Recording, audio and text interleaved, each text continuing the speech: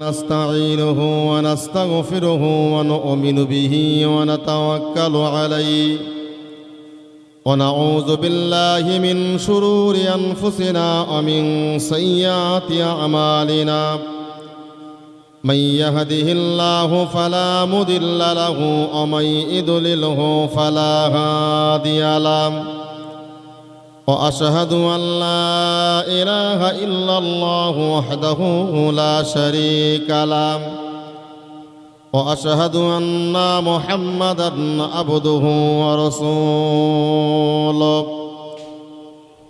الذي أرسله بالحق بشيرا ونذيرا وداعيا إلى الله بإذنه وسراجا منيرا. وقال الله تعالى في كلامه المجيد والفرقانه الحميد ولا تكونوا لمن يقتل في سبيل الله أموات بل أحياء ولا تشعرون. وقال الله تعالى في كلامه المجيد والفرقانه الحميد ولا تحسبن الذين يقاتلون في سبيل الله أموات بل أحياء عند ربهم يرزقون.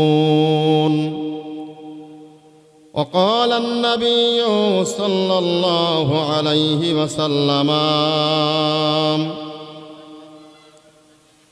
وقال النبي صلى الله عليه وسلم لا يرحم الله من لا يرحم الناس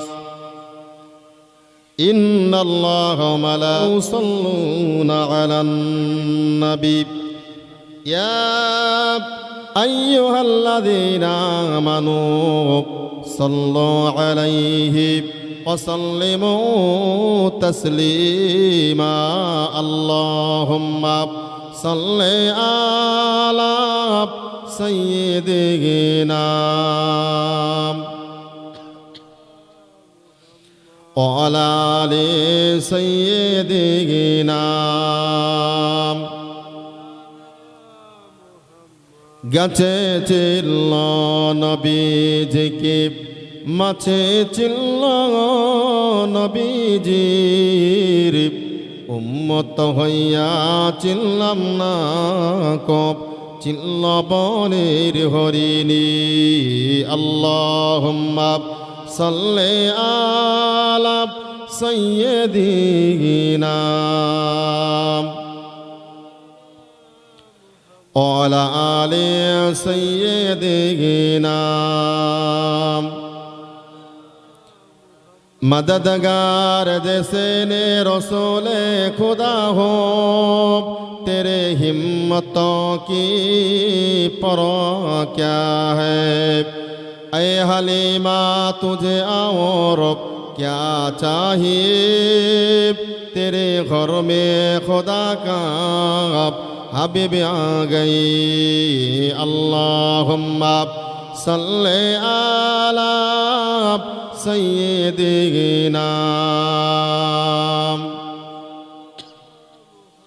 व अला आलि सय्यिदिना।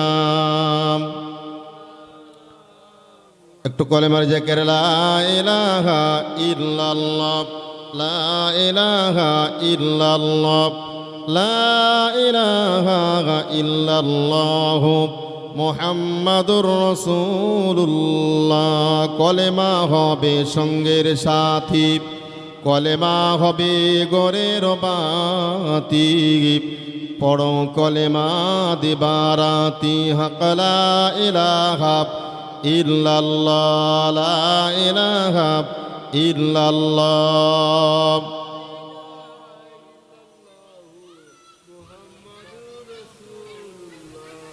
সাল্লাল্লাহু আলাইহি ওয়াসাল্লাম। সর্বপ্রথমে আমরা প্রশংসা জ্ঞাপন করি সেই মহান আল্লাহর দরবারে যিনি আমাদেরকে ঈশা নামাজের পরে পাক পবিত্র মজলিসে বসার মতো তৌফিক দিয়েছেন, দরগা ইলাহিতে আমরা সকলে একবার প্রশংসা জ্ঞাপন করি। সকলে বলুন আলহামদুলিল্লাহ। দরুদ ও সালাম সেই বিশ্ব নবীর দরবারে অসংখ্যবার দরুদ ও সালাম, সকলে বলুন সাল্লাল্লাহু আলাইহি ওয়াসাল্লাম। ওলামা হযরতগণ তারা এসে গেছেন। আমি আপনাদের কাছে খুব স্বল্প সময়ের ভিতরে আমি আমার বক্তব্য সমাপ্ত করব। আমি আমার বক্তব্যের একেবারে শুরুতে কোরআন শরীফের ছোট্ট ছোট্ট দুটো আয়াতে কারিমা আমি আপনাদের কাছে তেলাওয়াত করেছি। বিশ্বনবী সাল্লাল্লাহু আলাইহি ওয়াসাল্লামের মুখসৃত বাণী, অসংখ্য হাদিসের ভিতরে ছোট্ট একটা হাদিসের টুকরা আমি আপনাদের কাছে বলেছি। এর উপরে আমি আমার বক্তব্য ইতি করব। তো ভাই, বক্তব্য শুরু করার আগে আরেকবার আমি আপনাদেরকে আহ্বান জানাই, যারা দূর দূরান্তে মাইকের আওয়াজ শুনছেন, অযথা সময় নষ্ট না করে মেহেরবানি করে পবিত্র মজলিসে চলে আসুন। কোরআন শরীফের ভিতরে মহান আল্লাহ বলেছেন, ওয়ালা তাকুলু লিমান ইউকতালু ফি সাবিলিল্লাহি আমওয়াত বাল আহইয়াউ ওয়ালাকিন লা তাশউরুন। মহান আল্লাহ কোরআন শরীফের ভিতরে বললেন, ওয়ালা তাকুলু, তোমরা কখনো বলো না, ফি সাবিলিল্লাহি আমওয়াত, যারা আল্লাহ রাস্তায় শহীদ হয়েছেন, বাল আহইয়াউ ওয়ালাকিন লা তাশউরুন, তোমরা তাদেরকে মৃত বলো না, বরং তোমরা বলো যে আল্লাহ রাস্তায় যারা শহীদ হয়েছেন তারাই জীবিত। একবার জোরে বলুন সুবহানাল্লাহ। তাহলে আল্লাহ রাস্তায় যারা শহীদ হয়েছেন তারা হলেন জীবিত, তারা মুর্দা নয়। আমরা অনেক সময় বলে থাকি যে মানুষ মারা গেলে ওই পর্যন্তই সমাপ্ত, আর কিছু নেই। কিন্তু মানুষ, বাস্তবিক মানুষ কেউ মারা যায় না, মানুষ স্থান পরিবর্তন করে। মানব জাতি তারা এক স্থান থেকে আর এক স্থানে চলে যায়, মানুষ কখনো মরে না। তাই কোরআন শরীফে মহান আল্লাহ বললেন যে ওয়ালা তাকুলু লিমান ইউকতালু ফি সাবিলিল্লাহি আমওয়াত বাল আহইয়াউ ওয়ালাকিন লা তাশউরুন, তোমরা কখনো বলো না যারা আল্লাহ রাস্তায় দিন প্রতিষ্ঠার জন্য যারা শহীদ হয়ে মারা গেছে তাদেরকে তোমরা মৃত বলো না, বরং তাদেরকে বলো তারা জীবিত, যদি তোমরা এটা উপলব্ধি করো। জোরে বলুন সুবহানাল্লাহ। তার পরক্ষণে মহান আল্লাহ জানিয়েছেন, ওয়ালা তাহসাবান্নাল্লাযীনা ইউকাতিলুনা ফি সাবিলিল্লাহি আমওয়াত বাল আহইয়াউ ইনদা রাব্বিহিম ইয়ারজুকুন। মহান আল্লাহ বললেন, যারা আল্লাহর দিন প্রতিষ্ঠার জন্য নিজের ছেলে মেয়ে, স্ত্রী পুত্র, মা বাপ যাদের মায়া ত্যাগ করে আল্লাহ রাস্তায় শহীদ হয়েছে তাদেরকে তোমরা মৃত বলো না, বরং তারা জীবিত। কেননা আর ওদের কবরে, শহীদানদের কবরে আল্লাহর তরফ থেকে রেজেক দেওয়া হয়। জোরে বলুন সুবহানাল্লাহ। তাহলে মানুষ এক স্থান থেকে, আমি মারা যাব কি আপনি মারা যাবেন, যিনি হন না কেন, মারা যাওয়ার পরে আপনার রুহুটা চলে যাবে, আপনার আমার দেহটাই পড়ে থাকবে। তাহলে রুহ কখনো মানব জাতির মরে না। তাহলে আমরা যদি এখন বলি মানুষ মারা গেলে মরা গরুর সমতুল্য, ভাই ঘুরিয়ে যদি বলা হয় গরু অ্যাকচুয়াল বাস্তব ওইতেই গরু, তাই লোককে গরু বলে। আল্লাহর বান্দা মনে রাখুন, আমার আল্লাহ পাক আল্লাহ তাআলা কোরআন শরীফের ভিতরে স্পষ্ট করে জানিয়ে দিলেন, ও জগৎবাসী রে, তোমরা শুনে রেখে দাও, আমি আল্লাহ রাব্বুল আলামিন তোমাদেরকে জানিয়ে দিলাম, ওয়ালা তাহসাবান্নাল্লাযীনা ইউকাতিলুনা ফি সাবিলিল্লাহি আমওয়াত, যারা আল্লাহ রাস্তায় দিন প্রতিষ্ঠার জন্য যারা শহীদ হয়ে গেছে, দিন প্রতিষ্ঠার জন্য যারা স্ত্রী পুত্র মা বাপ ছেলে মেয়ের মায়া করেনি, যারা তাদের জীবনকে আল্লাহ রাস্তায় কোরবান করে দিয়েছেন, আমি আল্লাহ রাব্বুল আলামিন তাদের সম্পর্কে জানিয়ে দিলাম, বরং তারা জীবিত, মুর্দা নয়, বরং তারা জীবিত। কেননা আমার আল্লাহ তারা পরে জানিয়ে দিলেন, ইনদা রাব্বিহিম ইরজাকুন, বরং তাদের কবরে আল্লাহর তরফ থেকে খাদ্য দেওয়া হয়, রেজেক দেওয়া হয়। জোরে বলুন সুবহানাল্লাহ। এই বিশ্বাসগুলো যদি আমরা করি তাহলে আল্লাহর তরফ থেকে যা যা পুরস্কারগুলো পাওয়া আপনার আমার পক্ষে সম্ভব। আর যদি এই কথার উপরে আমরা কোরআনের কথাকে যদি আমরা অ্যাভয়েড করি, কোরআনের কথাকে যদি আমরা অমান্য করি, আল্লাহর শাহী দরবারে কিয়ামতের কঠিন দিনেতে আপনার আমার প্রত্যেকটা মানুষের জবাব দেওয়া লাগবে।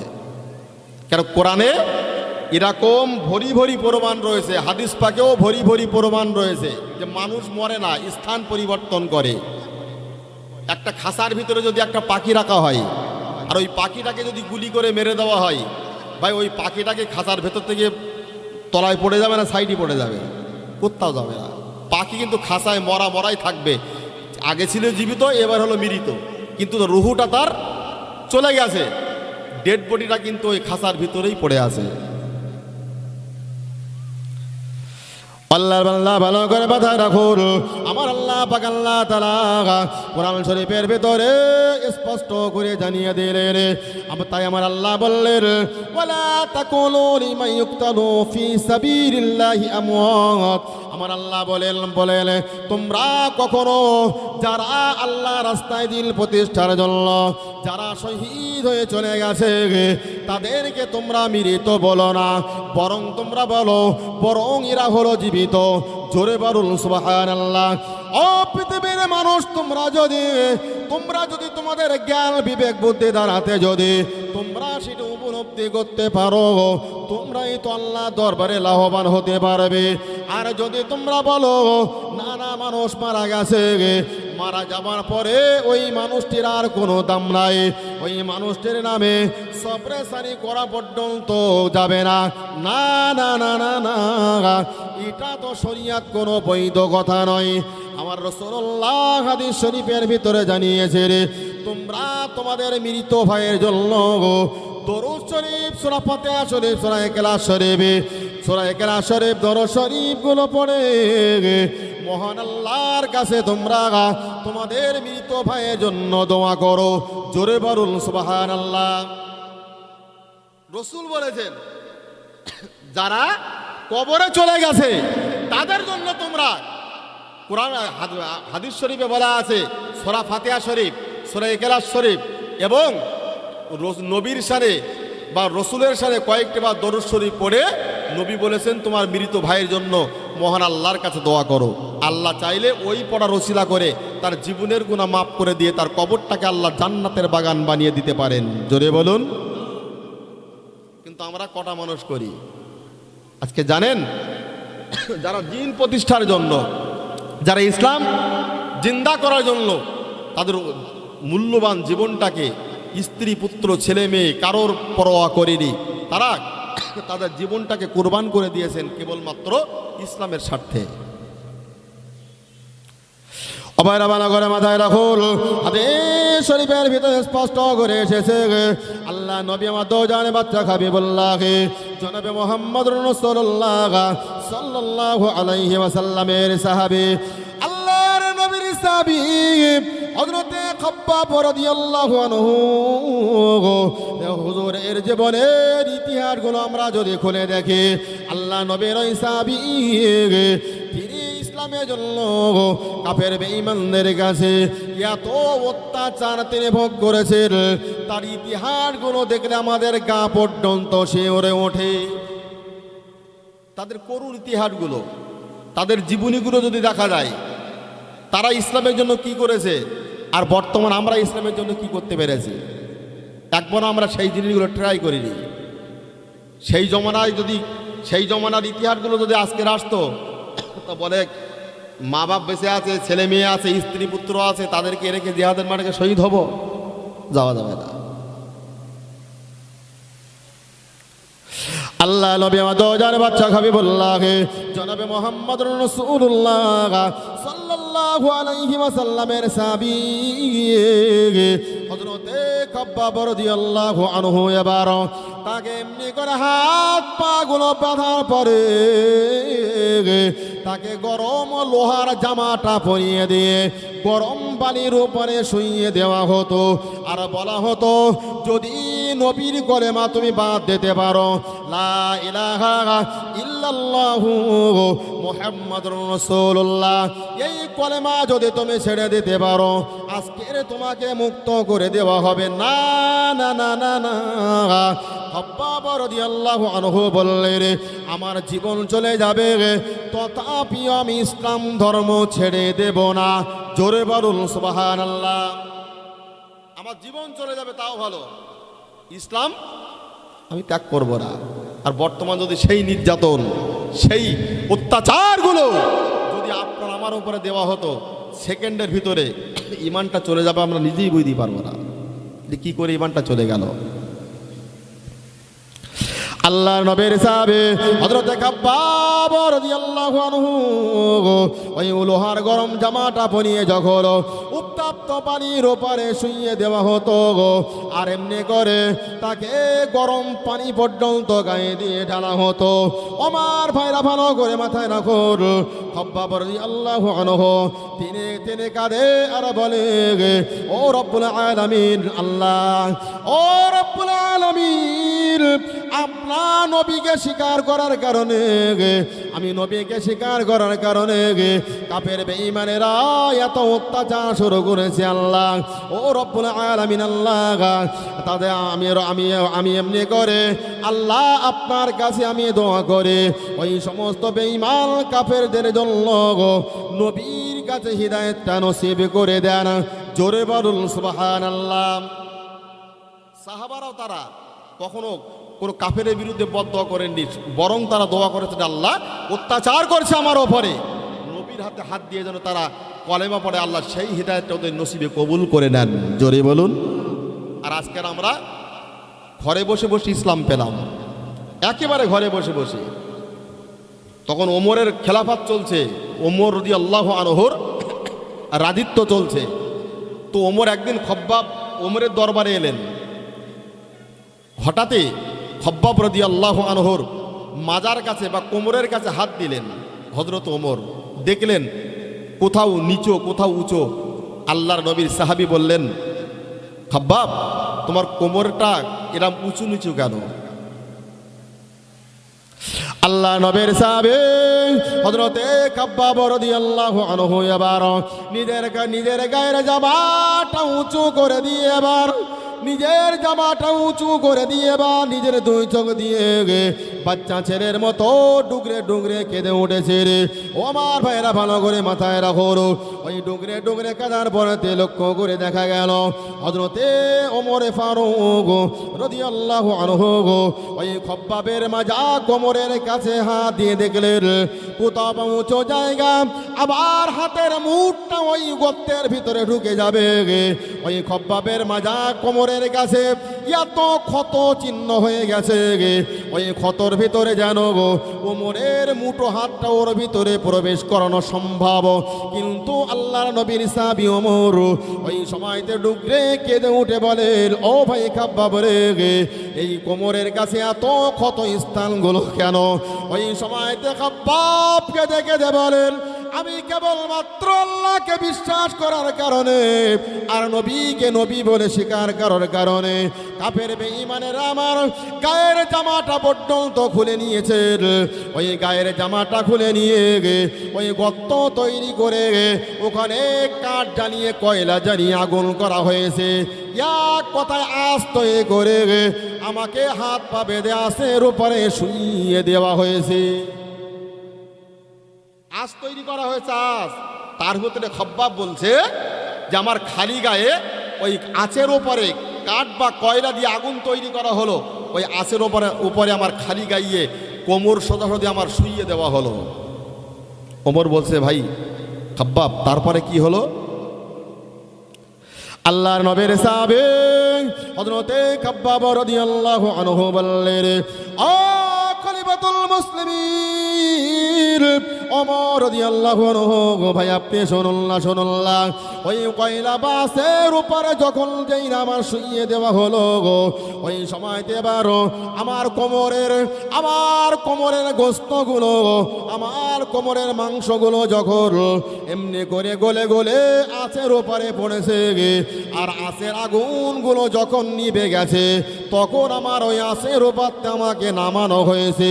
তথাপিও আমি খব্বাব কেবলমাত্র নবী এবং আল্লাহকে চিনেছিলাম। জোরে বলুন সুবহানাল্লাহ। তবুও কলেমা ছাড়িনি।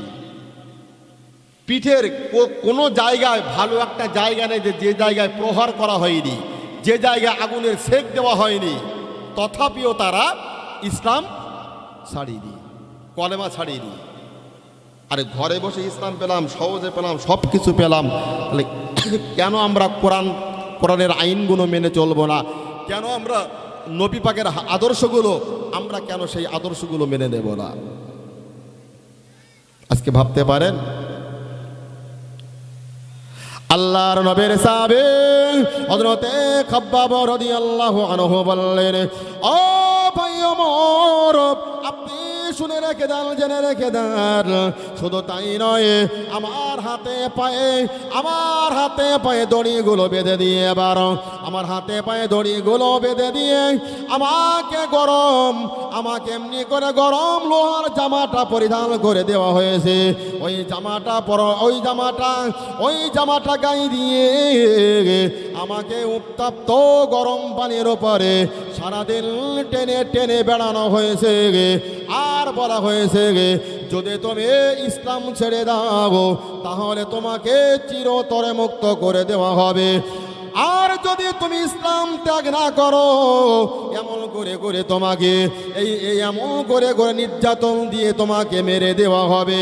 হযরতে খাব্বাব রাদিয়াল্লাহু আনহু বলেছিলেন, আমার মারতে মারতে আমার জীবনটা চলে যাবে, তথাপিও আমি নবীর কলেমা আমি ছেড়ে দিতে পারবো না।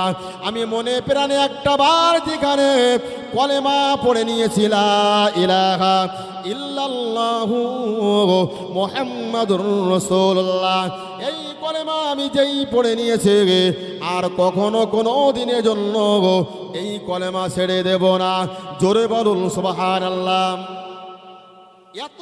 এত নির্যাতন, এত অত্যাচার তাদের উপরে, তথাপিও তারা এক কিঞ্চিত পরিমাণে তারা পিছিয়ে যায়নি। আজকে ভাবতে পারেন আম্মার ইবনে ইয়াসির রাদিয়াল্লাহু আনহু, তাদের উপরে অত্যাচার করা হয়েছে, কারণ হলো একটাই, লা ইলাহা ইল্লাল্লাহ মুহাম্মাদুর রাসূলুল্লাহ কলেমা পড়ার কারণেই কাফের বেঈমানদের অত্যাচার তাদের উপরে শুরু হয়েছে, তাছাড়া কিচ্ছু না। যে এই কলেমা ছাড়ো বাঁচতে পারবে, কলেমা পড়লে আমাদের হাতে তোমাকে মরতে হবে। তা আম্মার ইবনে ইয়াসির রাদিয়াল্লাহু আনহু, আম্মার ইবনে ইয়াসিরের পুত্র আম্মার, তাদের অত্যাচার উপরে এত পরিমাণে করা হয়েছে, তথাপিও তারা ইসলাম কখনো ত্যাগ করেননি। আম্মারকে ধরা হলো, তাহলে ইয়াসিরের পুত্র আম্মারকে ধরা হলো। আম্মারকে ধরে বাপের সামনে যদি ছেলেকে মারা হয়, তা পৃথিবীতে কি কোনো বাপ রয়েছে যে সে সহ্য করতে পারবে? সম্ভব না। ধরে নিন কারোর একটা ছেলেকে যদি অত্যাচার করা হয় বাপের সামনে, হারগিজ কখনো ওই বাপের সহ্য করা সম্ভব নয়। নিজের জীবন যায় যাক, ছেলেকে বাঁচানোর আপ্রাণ চেষ্টা করবে, কিন্তু সুযোগ থাকতেও উপায় নেই। বাপের হাত পা বেঁধে খুঁটির সঙ্গে বেঁধে রাখা হয়েছে, ছেলের উপরে অত্যাচার চালানো হচ্ছে। আমার ভাইরা ভালো করে মাথায় রাখো, আম্মার ইবনে ইয়াসির রাদিয়াল্লাহু আনহু, আম্মারের পুত্র ইয়াসিরের হাত পা গুলো বেঁধে ওই খুঁটির উলঙ্গ খুঁটির গায়ে বেঁধে রেখে এবার চামড়ার চাবুক দিয়ে যখন মারা হলো, আর বারবার বলা হলো, যদি তুমি ইসলাম না ত্যাগ করো, যদি তুমি ইসলামটা ত্যাগ করে দাও, আজ তোমাকে চিরতরে মুক্ত করে দেওয়া হবে। আম্মারের ইয়াসিরের পুত্র আম্মার এক কথাই বলে দিলেন, না না না না না, আমার জীবন চলে যাবে, তথাপিও আমি নবীর কলেমা আমি ত্যাগ করতে পারবো না।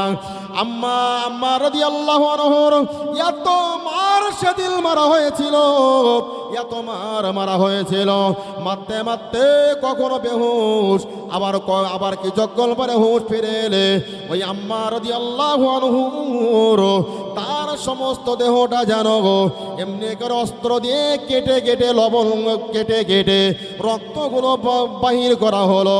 তার সমস্ত দেহ দিয়ে যেন রক্তগুলো ঝরতে শুরু করেছে।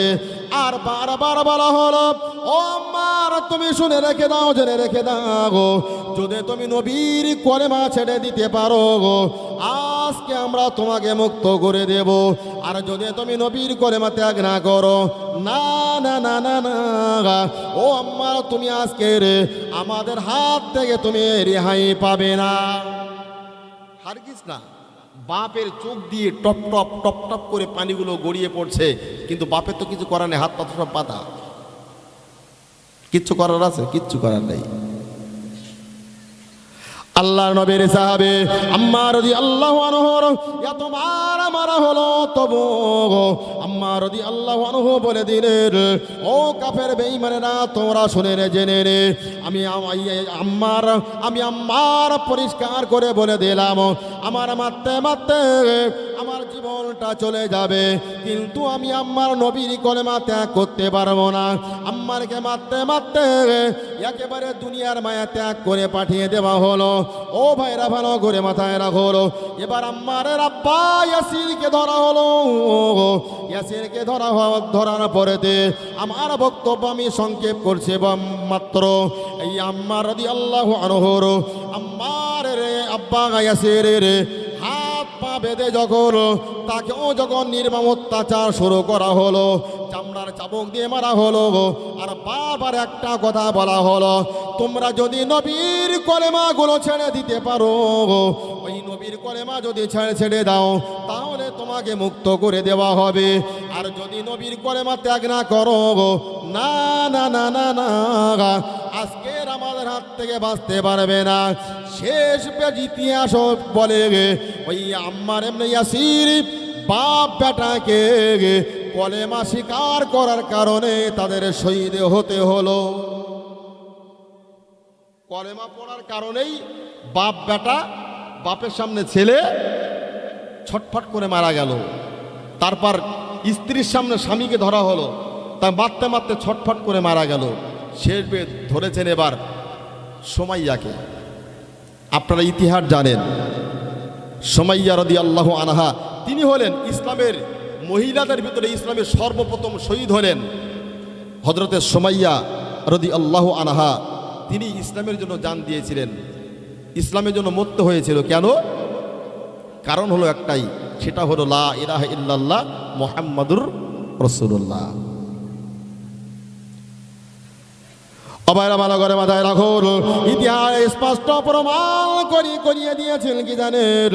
ওই সময়তে সুমাইয়া রাদিয়াল্লাহু আনহাকে ধরা হলো। তাকে ধরার পরে এবার তাকে হাত পা গুলো বেঁধে একটা খুঁটি বা গাছের গায়ে বাঁধা হলো। বাঁধার পরে আবু জেহেল উতবা সাইবা তারা বলতে শুরু করে, ও সুমাইয়া রে, তোমার ছেলে তোমার চোখের সামনে মারা গেল, তোমার স্বামী ইসলামের জন্য মারা গেল। ও সুমাইয়া, যদি বাঁচতে যাও এখনো নবীর কলেমাগুলো ত্যাগ করে দাও। ওই সময় সুমাইয়া বলেছিলেন, আল্লাহ যদি আমার আম্মারের মতো হাজারো ছেলে দিত, ইসলামের জন্য নির্বিধিদায় আমি পাঠিয়ে দিতাম, আর তারা হাসতে হাসতে তাদের জীবনটা কোরবান করে দিত। জোরে বলুন সুবহানাল্লাহ। একটা নয়, হাজার হাজার ছেলে থাকলো, ইসলামের জন্য সব দিয়ে দিতাম। তার ওই শহীদ হয়েছে একটা ছেলে, আমার দুঃখ নেই, বেদনা নেই, আমি শুধু জানতে চাই আমার নবী কেমন আছে। যা ইচ্ছা তাই হোক। আল্লাহর বান্দা মনে রাখো, সুমাইয়া রাদিয়াল্লাহু আনহাকে ধরা হলো। তাকে মারতে মারতে সমস্ত দেহ দিয়ে যেন রক্ত ঝরছে, আর বারবার বলা হলো, ও সুমাইয়া রে, শুনে রেখে দাও, তুমি যদি নবীর কলেমাটা ছেড়ে দিতে পারো, ওই নবীর কলেমাটা ত্যাগ করতে পারো, আজকের তোমাকে চিরতরে মুক্ত করে দেওয়া হবে। তোমার ইচ্ছা মতো তুমি যা চাইবে তাই তোমাকে দেওয়া হবে। কিন্তু সুমাইয়া রাদিয়াল্লাহু আনহা বললেন, না না না না না, আমি ইসলামের জন্য শহীদ হয়ে যাব বটে, কিন্তু আমি নবীর কলেমা ত্যাগ করতে পারবো না। ওই সময় হাদিস শরীফের ভিতরে এসেছে সুমাইয়া রাদিয়াল্লাহু আনহার সমস্ত দেহের কাপড়গুলো খুলে উলঙ্গ করে দেওয়া হলো। সুমাইয়া একটা মহিলাকে গাছের গায়ে বেঁধে মারতে মারতে দেহের কাপড়গুলো খুলে দেওয়া হলো, উলঙ্গ হয়ে গেল। হাদিস শরীফে এসেছে সুমাইয়াকে তীরের বা বল্লভের আঘাতে তার লজ্জার স্থানে আঘাত করে সুমাইয়াকে মেরে দেওয়া হলো। আবার ভালো করে মাথায় রাখো, হলো আল্লাহর বান্দি সুমাইয়া রাদিয়াল্লাহু আনহা তার যখন লজ্জার স্থানে বর্ষাবাতিটা নিক্ষেপ করে দেওয়া হলো। ওই সময়তে চিৎকার দিয়ে বলে, ও আল্লাহর সৃষ্টি বাতাস হাওয়াগুলো, ও আল্লাহর সৃষ্টি আকাশের উড়ন্ত পাখিরা, একটা বার শুনে রেখে দাও, আমি ইন্তেকাল করে যাব, আমি মারা যাব, কবরে চলে যাব, কিন্তু না না না না, তোমরা একটা বারে জন্য এই সংবাদটা আমার নবীর কাছে পৌঁছে দাও। সুমাইয়া ইসলামের জন্য জান দিয়েছে বটে, কিন্তু কলেমা সে ছেড়ে দেনলে। ও আল্লাহর সৃষ্টি হাওয়া, একটা বারে জন্য এই সংবাদটুকু আমার নবীর দরবারে পৌঁছে দাও। জোরে বলুন সুবহানাল্লাহ। আমি একটা সুমাইয়া নয়, আমার মতো যদি হাজার হাজার সুমাইয়া তৈরি হয়, তারাও ইসলামের জন্য জানটা দিয়ে দেবে।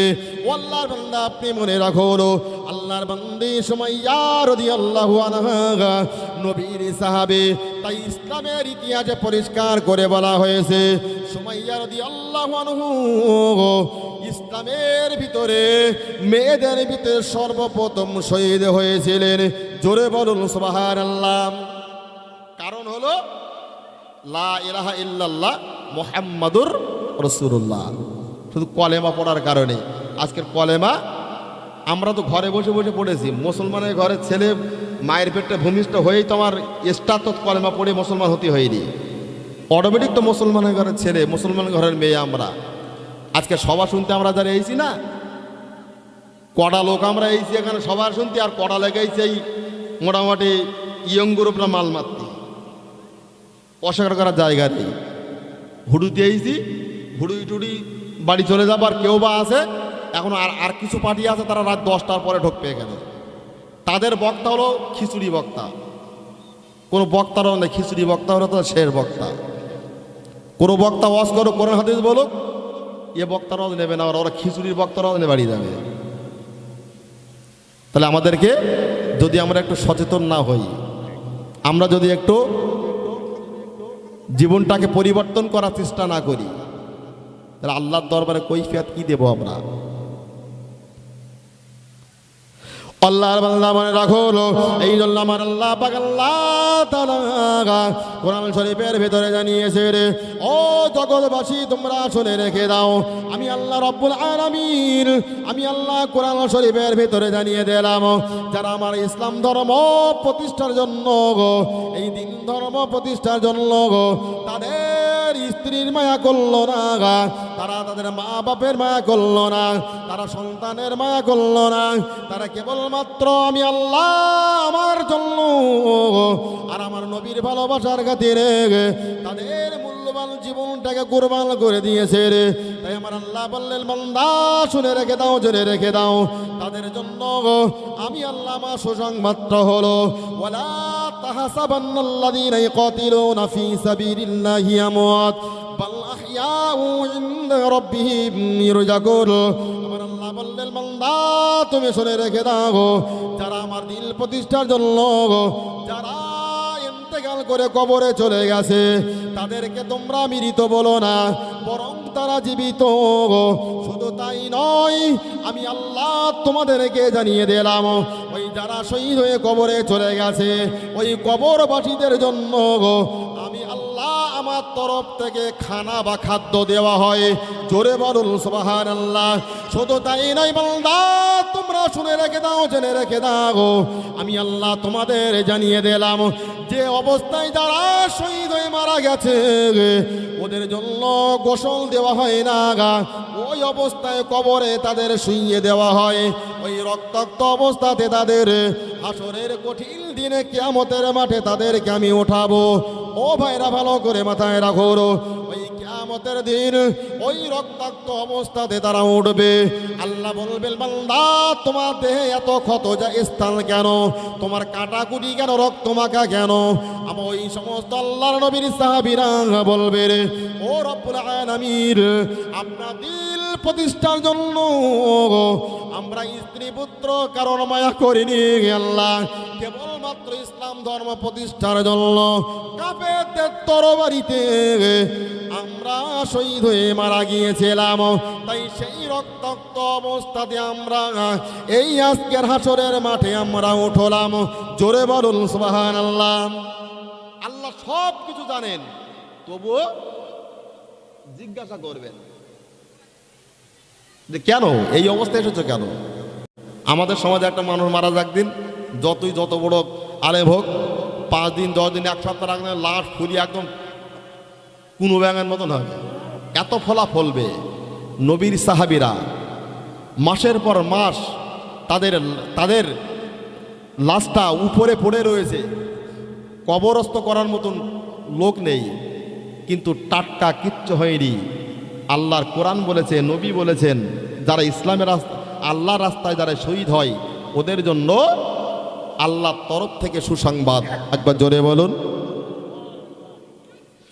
আল্লাহ। নবী আমার দোজানের বাচ্চা হাবিবুল্লাহ জনাবে মুহাম্মদুর রাসূলুল্লাহ সাল্লাল্লাহু আলাইহি ওয়াসাল্লাম হাদিস শরীফের ভিতরে স্পষ্ট করে জানিয়ে দিলেন, ও জগৎবাসী তোমরা শুনে রেখে দাও, আমি বিশ্ব নবী হাবিবুল্লাহ জনাবে মুহাম্মদুর রাসূলুল্লাহ বলে দিলাম, যারা এই ধর্ম প্রতিষ্ঠার জন্য, যারা ইসলাম ধর্ম প্রতিষ্ঠার জন্য তাদের মূল্যবান জীবনটা কুরবান করে দিয়েছে, আমি নবী তাদেরকে জানিয়ে দিলাম, আমি নবী তাদেরকে বলে দিলাম, আল্লাহর দেওয়া মাটি এদের জন্য শহীদদের লাশটা খাওয়া আল্লাহ রাব্বুল আলামিন হারাম করে দিয়েছে। জোরে বলুন সুবহানাল্লাহ। ওই সময় তারা রক্তাক্ত অবস্থায় ওই সময় কবরে চলে যাবে, তাদের রক্ত দুর্গন্ধ হবে না, তাদের লাশটা ফুলবে না, তাদের লাশটা কখনো পচবে না। ওই টাটকা অবস্থাতে হাসরের মাঠে তাদেরকে ওঠানো হবে। তাই বলবে, আল্লাহ আমরা দিল প্রতিষ্ঠার জন্য শহীদ হয়েছিলাম, আর একটা বার সুযোগ করে দিন আমরা কাফেরদের বিরুদ্ধে জিহাদ করে আবার যেন আমরা শহীদ হতে পারি। আমার আল্লাহ বলেন, না না বান্দা শুনে রেখে দাও, দ্বিতীয়বার পৃথিবীতে কারোর পাঠানো হবে না। জোরে বলুন সুবহানাল্লাহ। ভাই আমার বক্তব্যের আজকের বিষয় হলো যে যারা আল্লাহ রাস্তায় মারা গেছে এরা মৃত নয়, জীবিত, আর এদের আল্লাহর তরফ থেকে কবরে এদের খাদ্য দেওয়া হয়। খাদ্য যেটা আমরা খেয়ে উদার পূর্ণ করি ওটা আল্লাহর তরফ থেকে দেওয়া হয়। এটাই হলো আজকের আমার বিষয় বস্তু। তো ভাই বলতে বলতে অনেক দূর পর্যন্ত বলে ফেলেছি, এতটুকুই আমাদের।